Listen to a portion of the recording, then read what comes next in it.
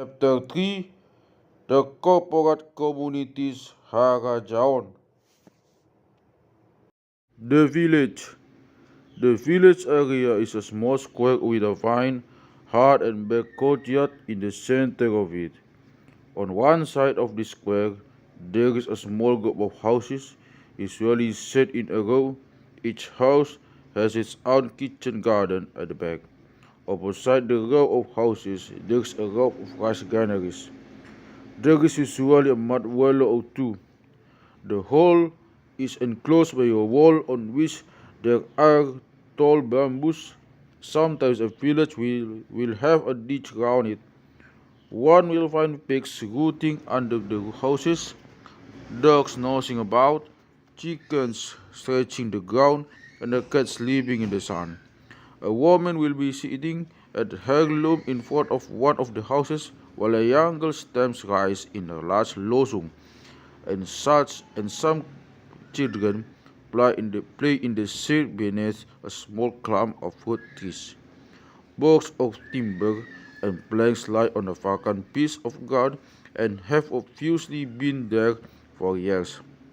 One's eye and one's mind and one's mind tell one, tell one that this village is a small closed world, a living a living unit consisting of a small group of people who belong to each other and who have lived together for a long time in this place where their children were born and where they themselves hope to die.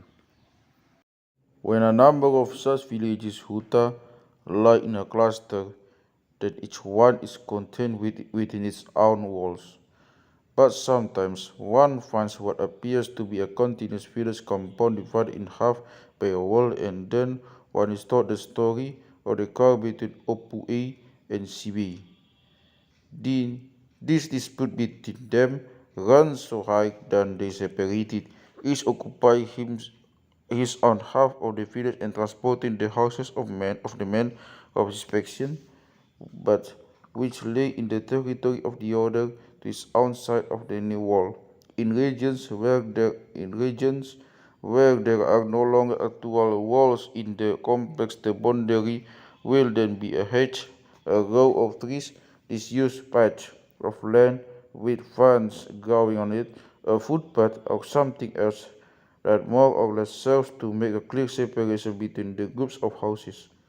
These forms of demarcation are often found where the village groups have been under Dutch rule for a long time.